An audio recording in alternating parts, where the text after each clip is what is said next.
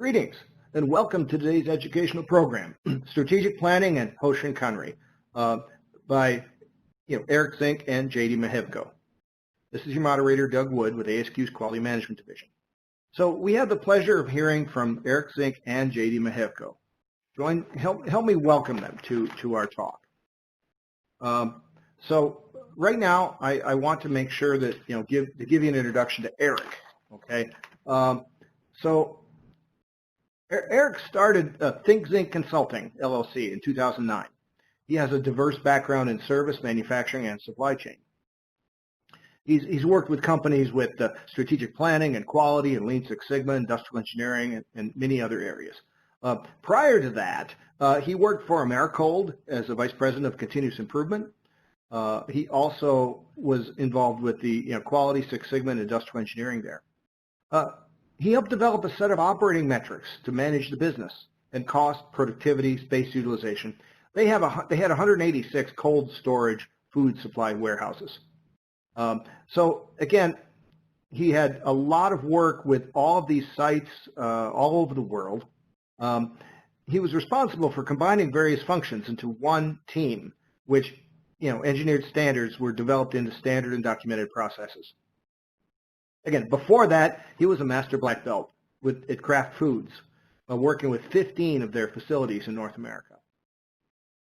And so Eric has a broad area of experience. So Eric, it's up to you. You go.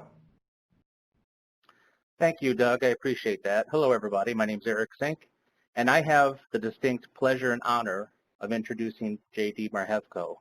JD is not only a good friend of mine, and we've gone back for several years, but we seem to cross paths numerous occasions for various activities, both in and out of ASQ. JD currently is the Vice President of Quality and Operational Excellence for BorgWarner, who recently acquired Delphi Technologies, and she's held several senior executive roles in quality, lean, EHS. One of the things that impressed me the most about JD was her ability to take 4 of Accuride's sites forward to win the AME Excellence Award. And one site actually made the Industry Week Best Manufacturing Plant of the Year that I'm sure we all hear about and see advertisements for. JD's done so much for ASQ. She's an ASQ fellow. She's a Shannon medalist. She's holds several certifications within ASQ, including, Master Black Belt and Certified Manager of Quality and Organizational Effectiveness. And I think, just accolades. I think the one that probably was most recent and most impressive was her induction into the Women's Manufacturing Hall of Fame. So, JD, I look forward to the presentation that you're going to give to us, and thank you again for allowing me to introduce you. Thanks a lot, Eric, and we do go a ways back. I was looking it up, and it's more than 10 years, if you can believe it. But Eric's going to be collecting all the questions that everyone's going to be asking so that at the end of the session, he'll help coordinate those, and we can hopefully answer all the questions you have as well as we can. So I'm JD. It does not stand for Jack Daniels, and that's as far as we'll go with that. So today what we're going to do is we're going to learn about DMAIC, define, measure, analyze, improve, control, and how we leverage that process to create a strategic plan, or the Hoshin Kanri. We often call it the X matrix because the format has a big X in the middle. When we talk about why we need strategic plans, this is one of my favorite quotes attributed to Darwin. We don't really have to change, but then that means we don't move forward and we may not survive in our business environments. So if we do want to make it, we have to do something different than we're doing today so that we can make the cut and keep going. A definition of lean, and I know this is a quality group in general, but when we're talking about DMAIC, define, measure, analyze, improve, control, we're also talking about that's a lean recipe. And that's an enterprise-wide set of tools to strengthen our competitive advantages. And if we want to have a competitive advantage so we can survive, that takes us right back to that Darwin quote. For us to survive, we have to be able to change. The advantage of lean systems is it gives us the agility to move forward rapidly so that we can stay ahead of our competitors and then we can stay in play. And that's what we want to try and do. Lean is critical to business survival, and lean and quality are very strongly intertwined. So as we're doing strategic planning and lean, and they're both together, there's 5 key elements of success, and I'm going to say for lean systems, and many of you out there have heard of something called lean manufacturing or lean operations, but it really is the total system you have to think about. So customer value is done through strategy deployment, such as the Hoshin Kanri or the X matrix that we're going to talk about today. And to loop it into the quality team, we'll be making sure that we put our strategy plan together from the perspective of our quality group. We also deploy these things via cross-functional teams. As a quality guy, we can't do it by ourselves. We don't typically own the processes. So we have to work through others. And then the ability to align our various value streams to the goals and objectives. So these are the 5 big things that we need to make sure that we have lean success or lean systems. Let's talk about the overall business as many of us know it. In that one box in the upper middle there, you see operations. That's the lean manufacturing. It's whatever I'm producing that's giving me value for my business. If I'm making cars, airplanes, if I'm a blood bank, if I'm a non-for-profit organization, whatever I'm transforming so that it has value to my customer. Most of us call that lean manufacturing, and that's within the 4 walls, if you will, of a specific facility.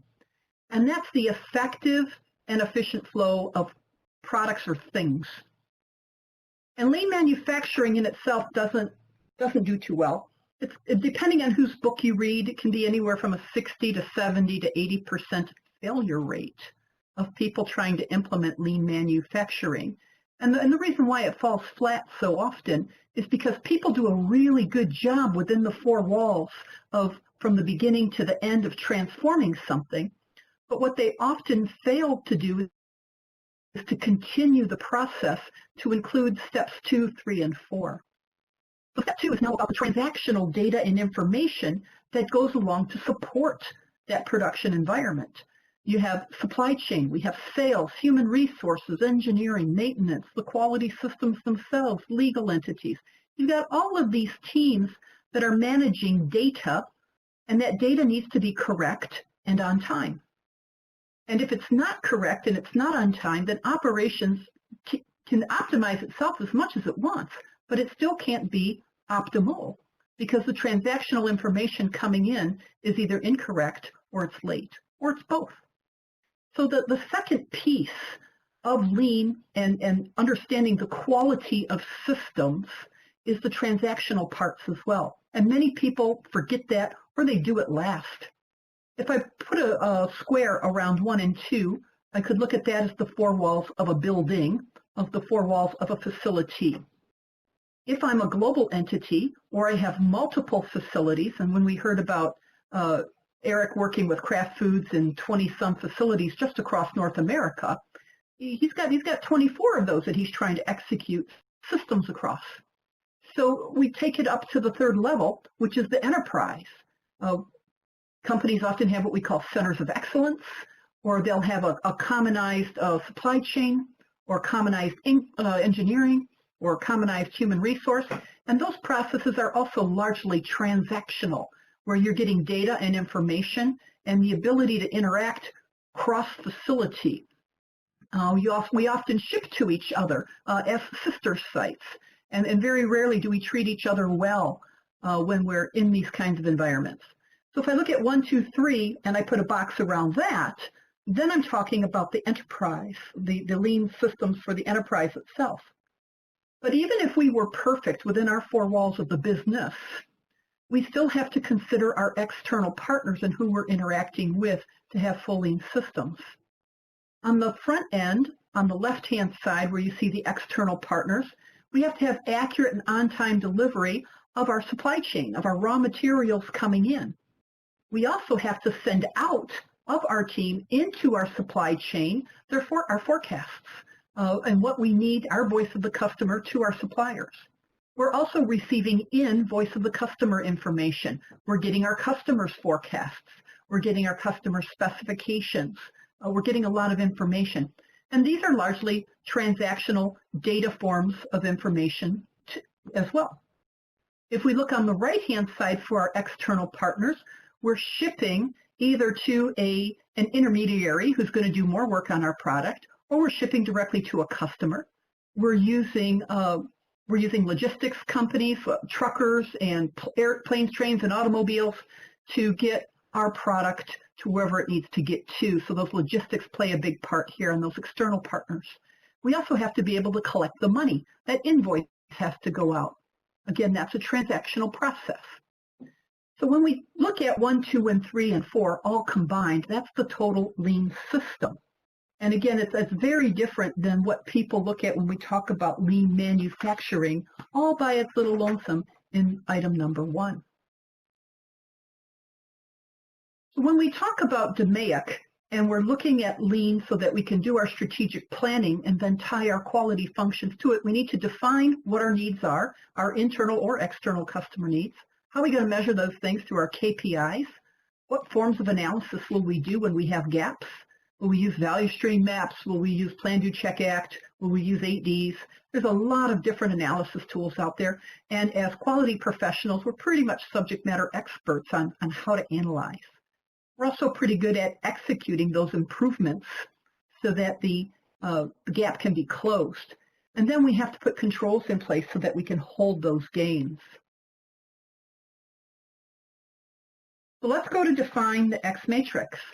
So it's a process of converting the CEO's strategy to reality. So the CEO, he's sitting at the top of the tower, and he puts his hand above his eyebrow, and he's looking out into the future, and he says, I predict we're going to make 50% margin gain. I predict we're going to have 25% more sales. They come up with these big strategic visions of what we're going to go get. He then has to deploy that vertically into his divisions, business units, segments, whatever you call your groups. And then since every business unit or segment won't have an equal piece of that pie, they divvy it up. One guy's going to get more because he has a certain product type than another guy. So horizontally, there is some shuffling going on so that they can align who's doing what pieces. So the part of X matrix is that you're going not only vertical, which is command and control, but also horizontal. And when you've got both sets of actions going on, we call that catch ball. And it's very helpful. Once you have your division going on, or your segment or your BU, then they're going to deploy those initiatives and strategies to their sites or to their independent locations, so that again, each site does something different. Some sites are going to have a bigger piece of the pie than others, and that's how we do that leveling to see who gets what. One of the big things that the CEO does is he's typically looking for 3 kinds of things that I call the trifecta. He's looking typically for more margin, so that he makes more money on what he does sell. He's looking for more revenue so he can grow the business. And he's looking for cash conversion. How fast can he get his money back so that it's not tied up in the business? And I call those things the trifecta. And if a company only has those 3 kinds of strategies, they're going to end up falling short of meeting all of the different needs that a business has. So this is what an X matrix looks like. It's got the X in the middle. It's got 4 blocks around, four quadrants around the side. The bottom are the key strategies that the business has. The left-hand side are the initiatives of what we're going to do. The tops are the tactics. Those are the things that we're doing right now, 30, 60, 90 days. Those are our fast guerrilla actions. What are we executing? And on the top right, or on the right-hand side, are our KPIs. This is how we're going to measure ourselves to know that we're making a difference. So let's talk about the strategy and the interested parties that we have in the bottom. We have customers, stakeholders, employees, suppliers, and communities. Remember, I told you about the trifecta for the stakeholders. But we also need to make sure that our strategy includes something for the customer. The customer expects our product to be quality. So there's QCD, there's quality, cost, and delivery. And it's like a 3-legged stool. All things need to be there, or the stool's not even and you can't sit on it quite well. It doesn't prop you up. So we have to have good quality. That's understood. We need that delivery on time. And of course, our customers want our products for free. So it's up to us to constantly help to support our part of the process and making sure that it's as cost effective as possible. We have the employees, whether it's a paid-for organization, profit or non-for-profit. We have people that we're engaging across the business. How do they get trained? How do we retain? What's their engagement? We have the supply chain itself, whether it's businesses or donors, from where we get our goods and services. And then we have the community overall. Are we a good social service provider? Are we a good player when it comes to environmental concerns? Are we a donator into our community? How philanthropic are we? So the term interested parties comes out of the ISO 9001. It's also in the IATF 16949 if you are a automotive supplier. It's in the military standards. It's in the TL, the telecommunications standards. It's a common term that's used now for those 5 groups of interested parties that all have a stake in the business. So here's an example that we might look at in terms of what might some example strategies be. So the customer, we talked about QCD. The stakeholder, we talked about more margin, more revenue, more cash conversion. We've got that trifecta going there. A trifecta is a horse race when you properly bet on the first 3 horses and the order that they're running in to win, place, and show as first, second, and third. I love horses. It's a lot of fun. Then we have the employees, what we're looking for their engagement, unplanned turnover, their satisfaction, things like that. Our suppliers, we're looking for quality, cost, and delivery from them, and they're looking for growth from us. And then the social responsibility end from our supply chain, or from the community, and how we're doing there. So what we're going to do is we're going to do a quick example of how this works around the Hoshin Kanri by using one strategy. So the company will have 6 to 8 strategies dealing with all of those interested parties. But we're just going to take one strategy. I want more margin for my business. I want my margin to grow by 5 percentage points. And this is what I call a SMART strategy. It's specific. It's measurable. It should be attainable. It's 5 percentage points. I'm not looking for 50 or 100. I'm not looking for something unreasonable. It's relevant to the business, and it's time-bound because I want it by the 4th quarter. And I've also put a money thing around it, say, well, that should give me $250,000 to my bottom line in terms of margin. So one little note for you guys to think about as you're playing on this, it's people say, well, I've got $1 million in sales coming in, and that could be great. But if I have 0 margin, that means I'm bringing no money to the business. Have an understanding of what your margin is. If you're bringing in $1 million in revenue and you've got 10% margin on that, it's only $100 grand you're bringing in. So keep in mind how much money that really is for the business, because all that other money is expense to make that million. And when I say that this is improving my margin by 5 percentage points, that means I'm bringing $250,000 in operating profit, in physical profit, to the company. That's not revenue. That's the margin or profit. And it's good to have that awareness. So that's my strategy. That's one out of 6 to 8 strategies, and that's one I've got going on. So now I put on my quality hat. I'm the quality guy. And I said, okay, how can I, as the quality guy, help make the margin better? What can I do to kick in 250 to the kitty? So there's all kinds of things I can do. I can reduce warranty losses. So if I'm addressing warranty systems, I might be able to reduce loss by $150,000.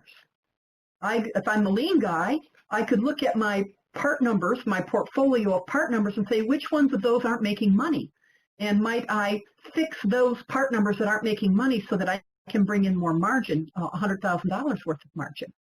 If I'm an engineering guy, those initiatives are going to look different. It might be something about new product introduction.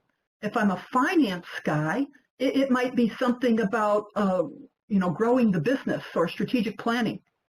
So depending on what functional hat I'm wearing, these initiatives could change. They can change quite a bit depending on the focus that you have.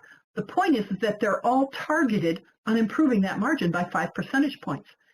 if I get my 5% and engineering gets his 5% and HR gets their 5%, so on and so forth, we're all rowing in the same boat in the same direction trying to get that same 5 percentage points. And because we're all aligned that way, we have a much stronger chance of meeting that objective. So now, what's my tactics? How am I going to do these two initiatives? I mean, there's a lot of things I can do to reduce warranty. I could lock up the back door and 100% everything so that nothing gets out bad. That could be very expensive, very inefficient, but that's a tactic I could do.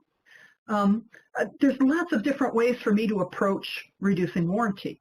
In this particular team, and these are real samples from real businesses. So this team decided it was going to implement a warranty team and conduct corrective action, preventive action. Well, that's good. That's at the back end. I've already made the mistakes. I've already designed the product and or the process incorrectly, and now I'm catching what's coming out the back. And I'm doing corrective action and preventive action on that, so I'm fixing my production processes. I'm fixing my product design. I'm going backwards. But on the other end, I'm conducting failure modes effects analysis and control plan reviews on my loss leaders. This is helping me do it on my front end so that I'm not releasing more improper product or processes that are causing warranty. So if I've got the front end covered and I've got the back end covered, I'm doing a squeeze play on my warranty so that I can get this thing controlled. On the product portfolio, I'm just going to do one tactic. I'm going to do a value stream map on that portfolio of part numbers, and I'm going to see where I'm at, and then I will fix and address part number by part number by part number, rationalize which ones I need to keep, which ones need to go, which ones I need to fix.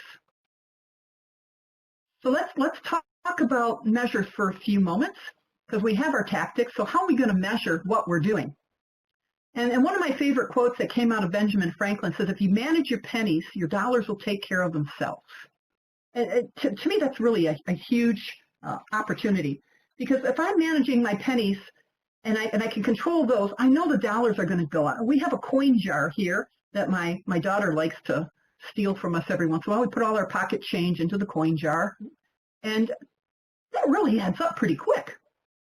When we're dealing with lagging indicators, margin is a classic lagging indicator.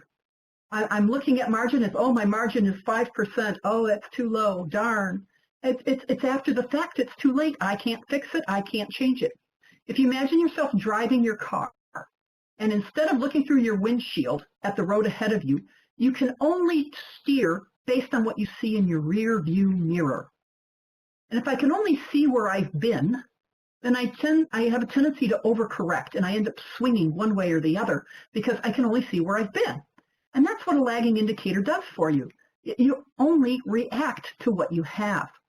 But now if I can figure out what those leading indicators are that control that lag, or what those pennies are, then I can have a stronger opportunity to control the process before those measurements come out, and I can get a better result. And these are just some examples of leading indicators for an operations facility. If you are a blood bank, you would have different measurements. If you're a hospital, you would have different measurements. If you're a bank, you would have different measurements. But this would be for what I would see in a typical manufacturing environment. And as I look at my leading indicators that we have in these examples, you can see how they cross-correlate into the lags. So if I'm affecting operational equipment effectiveness, that will help me with on-time delivery. It will help me with parts per million. It will help manage and predict and prevent these 4 measures from going the wrong way. And the same with all of these other metrics that are down here. Some help everything, some help just a few things. But it's very helpful to identify what your leading indicators could be so that you can grow your strengths and focus on these in your production processes or your transformation processes. So now you're controlling the process and the process is not controlling you. So as we develop those metrics on the right-hand side, we selected 3 measures here: a margin, which is a lagging indicator; warranty, which could be a lag or a lead. Warranty is a leading indicator into margin. If I have too much warranty, my margin goes down. But if I can control that warranty, my margin would be better. then a subdirectory of a family portfolio of margins. So this is how an X matrix looks like. So I took this exact example and I laid it out on the X matrix. You can see the big old X in the middle. So I've got my what am I doing? I'm improving my margin by 5 percentage points. How am I doing that? I'm reducing my warranty and I'm reorganizing my product portfolios. And then my tactics are on top, the 3 for the warranty team, the FMEA team, and the portfolio. Oh, portfolion. I'll have to fix that. And then what are my measurements on the right? You can see these little spots and dots going on here. And these are showing me the correlation of which items are affecting which. So I've got one strategy, and both of these are tied to that strategy. But if I lay my second strategy in, whatever it is, let's say it's more sales. So if I reduce my warranty, should I get more sales? Probably, so I might be able to put a dot there. And if I have more sales and I conduct my product portfolios, I might be able to get more sales from that too. The point is these dots help you correlate to make sure that all of your strategies are being managed. And up top, you can make sure this is how you reduce how many tactics you have, so that they're really proportioned and absolutely precise to what you're trying to do. And the same with the KPIs, the measurements you have going on, and then who is doing which task. It's a very powerful tool for reducing the amount of duplication and complexity that businesses have in tactic proliferation or initiation proliferation. I don't call it scope creep, I call it scope avalanche. So here's an example coming up in a nonprofit organization for ASQ. This is the Quality Management Division. ASQ is the largest organization in the world of quality professionals, more than 64,000 global members, and you guys are all a part of that. On top of that, we have the largest technical community, which is the Quality Management Division, and we have more than 30,000 global members in over 100 countries. So as our group, as our team provides value, this is a touch point. We're reaching out, we're giving value. This is a member-valued interaction. So we create the most touch points of any of the technical committees across the ASQ right now. And then we have right now about 50 member volunteers across many, many countries that help to support this. So I want you to hold on to your eyeballs as I go to the next slide. I don't expect you to read this. I'm just going to go over it topically so you can see the high concept. So on the bottom, there's the plan. That was what the ASQ headquarters had said. These are the strategies you have to do. And you can see there's 2, 4, there's 7 of them. And we, as a leadership team of the Quality Management Division, said, okay, with these strategies, these are the 7 or 8 initiatives that we're going to go do so that we can meet these strategies as a Quality Management Division. How do we get content to our members? How do we make sure the content's relevant? What way does that content come out? Is it in books? Is it in webinars? Is it in conferences? What are we doing here initiative-wise? And then on top, you can see a lot of tactics. And when we did this, we had more than 50 global volunteers on our leadership team. So it was pretty easy to divvy out those tactics to various people. And it's very powerful to be a part of this process to make a difference across the world of quality. On the right-hand side were our KPIs of what we measured, what we tracked to make sure that we were meeting the objectives. And they tied to the parent company, to our ASQ strategies, and then they tied to our tactics. And then on the far right-hand side, we had the various titles of the leaders in the Quality Management Division, the member leaders, and then who was responsible for which item. This is a very powerful, and that's a non-for-profit example. In a for-profit example, here you go, is that we had the business itself. This is a for-profit company. On the bottom, I've got those 5 customer interested parties. I've got the customer, the supplier, the community, the employee, the stakeholder going on. What are my initiatives there? What are my tactics on top? And then what are my KPIs or my key process indicators on the right-hand side? And again, this does follow a strong plan, do, check, act cycle. The strategies are the plan, the initiatives are the do, the metrics are the check, and the tactics are the act or the adjust. So for our processes to work, from a quality perspective, we can make everything optimally perfect, and we can take a lot of time to inspect in quality, but that's very expensive. If we don't design and develop the process right, then the CPKs aren't coming out. And this was a leading indicator measurement that this team set up. And they said, look, if my plant has 100 features that are critical to quality or safety-based, how many of those are meeting a CPK right now of 1.33 or better? Whether you use 1.33 or 1.66 or 2.0, that's a business decision. And when we first did our first baseline, it's like, ooh, 50-some%, not so good. And we really stunk. And when you're this low on the baseline, there's a lot of inspection going on, a lot of rework, a lot of scrap, a lot of premium freight happening, just a lot of bad cost issues that are eroding margin. As we started to fix those issues, doing the back end and the front end, then you can see year over year how this team began to recover, piece by piece. All of those features were now becoming more and more capable. We never did get 100% because of legacy processes. That does stand in your way at times where you just can't justify, a $250,000 piece of machinery for something you make 100 pieces of a year. So you have to have those, you still have to have those processes in play to protect the customer. However, you take that data and information and lessons learned and you apply it to the future process design so that we don't recreate or keep that issue in play. Then you can see a negative correlation where the CPKs are going up, the cost of poor quality is going down. Very powerful for the business. We had double-digit reduction in cost of poor quality year over year over year over year. It was quite impressive. But once we get things right and we're able to execute well, then we have, flow means go.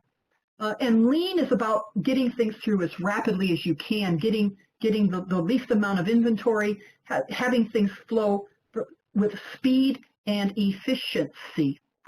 Quality is the effectiveness side of it. So I can't go fast if the quality pieces aren't coming in well enough. And if I'm getting stopped and hooked up and I'm having to inspect and check and do all of these extra things. But as we started to get our quality side of it more proactively managed, we were able to rapidly speed up the process. So what you can see here is that there's various process types. There's batch processing, like I'm going to do a paint line or a heat treat system. You're not going to heat treat one part at a time. You're not going to hang one part on a paint line at a time. There's batch processes that are out there for a reason. And those are monuments. They don't move very well. They're very capital intensive. You don't see a whole lot of improvement in lead time in those, but 10 to 20% is still very, very nice. In warehouse, let's put things away. Let's pick, let's pull, let's pack. Warehouse processes, we saw between 40 and 50% reduction in lead time. In the manufacturing processes, we saw a wide range going from 20 to almost 90% reduction in lead time. As these processes got fixed and addressed, people were working differently. So they were able to do more work without having to stop and fix. It was very powerful for the efficiencies of the process. And the transactional teams, the finance teams, the supply chain teams, the HR teams, the engineering teams, you can see how a great increase in improvement in lead time reduction for their various process steps. So what we saw overall is we had an average reduction in lead time of 50%. So if it used to take 10 days to do it, it now took 5. That was powerful for the business. The average productivity more than doubled, 50% beyond that. And the average cost per unit went down by 20%. So we were able to literally get 20% more cost gain on our products. That really helped us with competitiveness, and the business did very, very well. So in terms of the product portfolio, we were looking at how many part numbers were able to meet the margin. And these 8 part numbers met 100% of the margin. And we sorted them into which ones made the most for the least amount of margin. And if the sales guy is coming back saying, I have $100,000 in revenue on these 2 part numbers here that are at negative 100% margin loss, then that can bankrupt the company depending on how much volume that is. So we have 3 things that we can do. We can either fix the cost. so that the margin can be reachieved. We can raise the price so that we can recover the margin, or we can discontinue the product. And you look at each part and you make those 1, 2, or 3 point decisions depending on what it is, and you have to have some logic behind it. After the team did this evaluation, this was the improved process on the right-hand side. You can see we have quite a few more parts that are now meeting the intended margin, a few more that are higher. We have none that are below 0 margin, and we have 1 part at 0 margin. And sometimes you have to do that, and you put in rules of engagement. For how long would that be in play, and for how many units would you allow that to happen for before you change the price or discontinue the part or fix the process. At the end of the day, we were able to get a 22% improvement in margin base when the team thought they were only going to get 5. It was quite impactful for the business. So let's go to measure. What gets measured gets done. And this is a sample global metric that's starting to come out in industry. When you want to have your system reviewed by a third party, such as Shingo or Deming, a Deming Prize, or a Duran Prize, or if you want to go for the AME Association Manufacturing Excellence Award, they're looking for 3 years of history to see how you're improving on that particular feature. Anything more than that, the measurement systems usually change too much for that to be relevant. Then you have your performance goal itself in the black line, and then you have the actual performance itself in the blue bars, and then a desired arrow of direction. This really helps people understand where you're at, which way you're going. And the arrow is not for you. The arrow is for the customers of the graphic so that they know which way is the desired place to go. In this graphic, there's also a point of comparison. So wherever you can show a comparison, whether to yourselves, intercompany, or from an external reference, they're always helpful to see where you're at. In this particular example, you can see in year 1 and year 2, the company made a 20% reduction in their warranty as a percent of cost of goods sold. Yay team, 20%. Customer gives the company a call, and they said, guess what? You know, your competitor, Joe's company, his cost of his warranty is down there. So I think your parts are too expensive because you're charging me for your warranty issues. And they said, either you take our price reduction, or we're going to just go get all our parts from Joe's company. So the next year, we took the price reduction. Next year, we did 25% better. We went from 4 to 3. Yay, team! But still not good enough.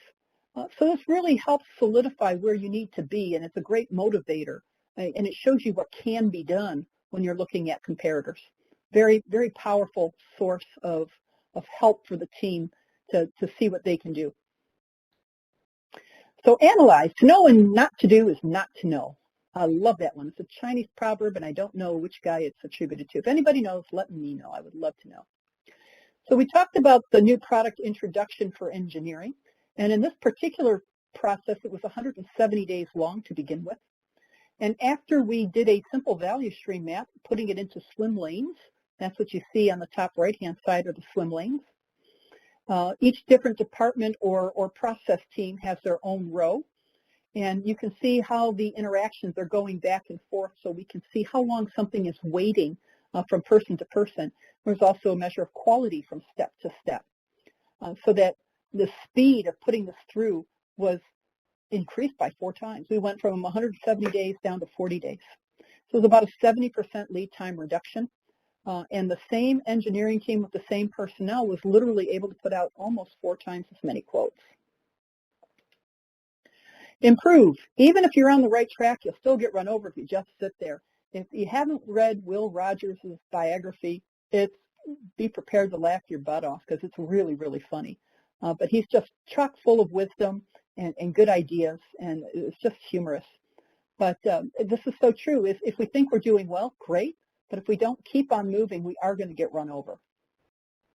So as we're leveraging Hoshin Kanri, Kanri is not the same as management by objectives. This is coming from Jeffrey Liker and out of the Toyota Culture book. And I know he's got an update to his book, so I can't wait to read it.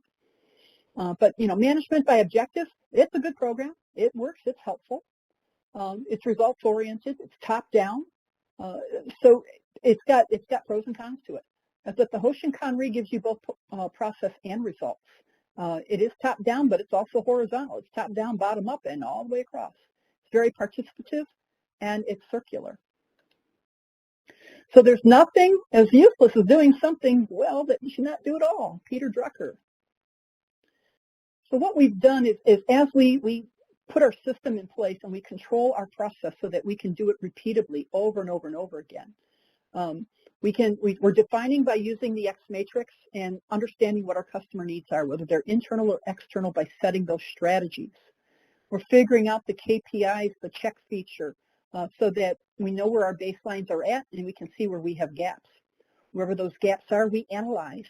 Whether we're using value stream maps, plan, do, check, act, whether we're using 8Ds or whatever tools to help close those gaps.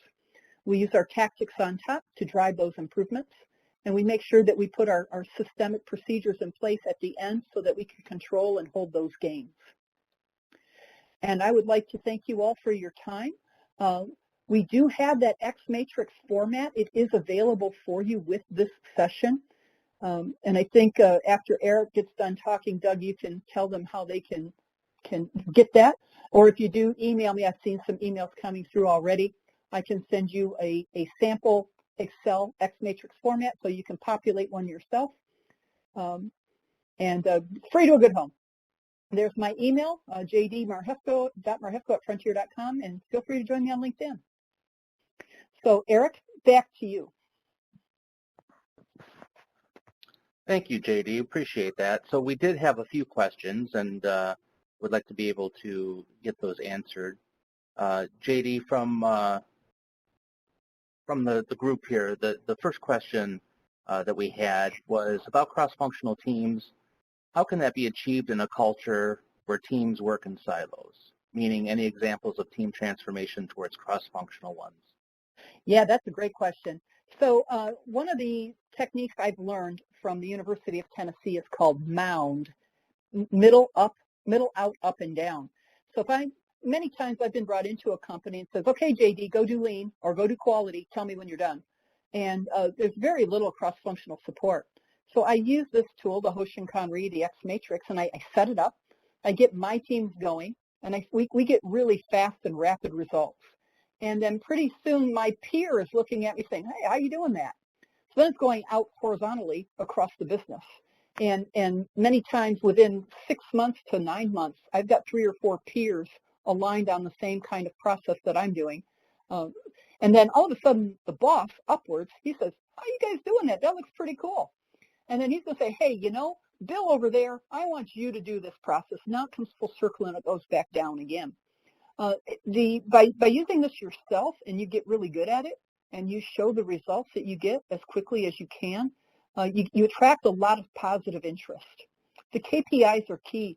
You have to make sure that they're relevant and that you're showing an impact to the business. Excellent. Thanks, JD. The second question that we took is somebody asked, how often is the X matrix reviewed? That depends on the team. For us, when I'm first starting out with the X matrix, I am actually looking at it every 2 weeks. We have a council structure. We look at the tactics and the KPIs every 2 weeks. Where are we on our tactics? Are we on time? You know, where are we in terms of execution? And then how are the KPIs performing? Are they meeting? Are they going in the right direction? Are they performing like we expect them to perform? And we adjust and adapt in a live situation format.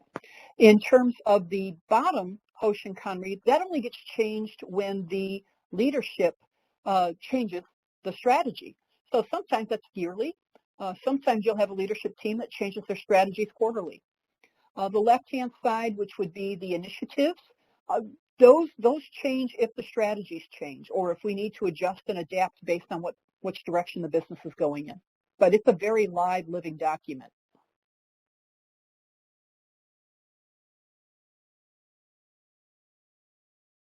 Excellent. Those were the questions that we received during the webinar. Okay. Well, if anybody has any else, then I think we're good. But my information's there on the slide for you guys to use. Okay, so got another thing here. This is Doug. I'm going to share the X matrix with everybody who is here. Okay, this is going to pass a document out to you. The way this works is you will see a pop-up on your screen, and on that screen you will see a file appear there. Okay, the file is form X matrix H and ... So if you go to that, you can download that. Click on that and download it to your computer. Okay. Select it, and it will download to your computer. This is like passing a document out, except it's an electronic document, and we don't have to stand up to do it. So everybody should be able to download this file. All right.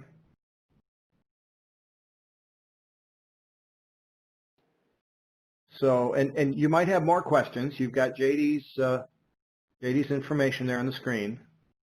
I've gotten more than 30 emails already since the beginning of the session. Well, that's great.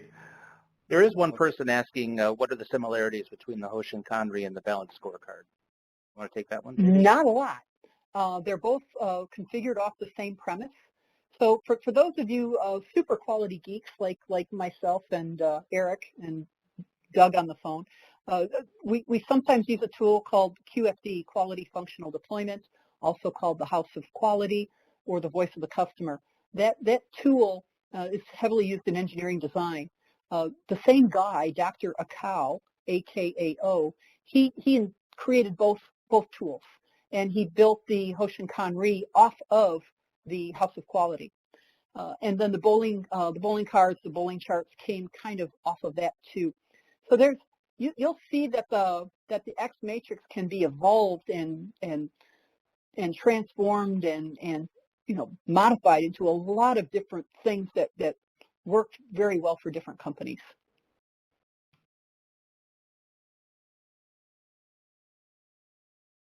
Okay, so we're getting some notices. If somebody's on mobile, they won't be able to download the file transfer. However, send JD a note, and she'll get that to you, okay? Okay. Somebody did ask, how does the PDCA relate to the 4 sections? So the plan is the bottom portion. That is the strategy. That's the plan of the business. The do are the initiatives. On the left-hand side is what we've got to do. On the right-hand side is the check in terms of the KPIs. How are we checking and confirming that the measurements are working right and that the processes are going in the right direction? And the act and the actions are the tactics on top. These are what we're doing in rapid fire succession to execute a guerrilla warfare, very agile, getting those things done. And those actions address and make those KPIs very live.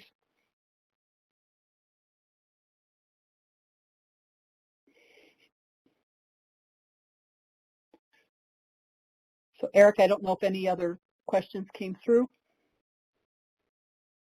So someone said, go ahead. I was just checking right now. Looks like everything, that's everything.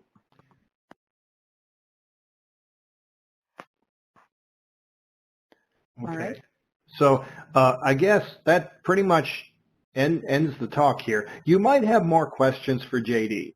Her email is there on the screen. Also, you'll get an email 24 hours from now, which will have her email address in it, along with a link to view this video. Also, you'll get in that email will be the documentation for your recertification units, okay? There is another slide there that gives you some resources and ideas. We did write a book on Accuride Corporation's Lean Management System 50-50-20. It's available in 6 languages, and it goes through the Hoshin Kanri in a lot of detail. And it's cheap.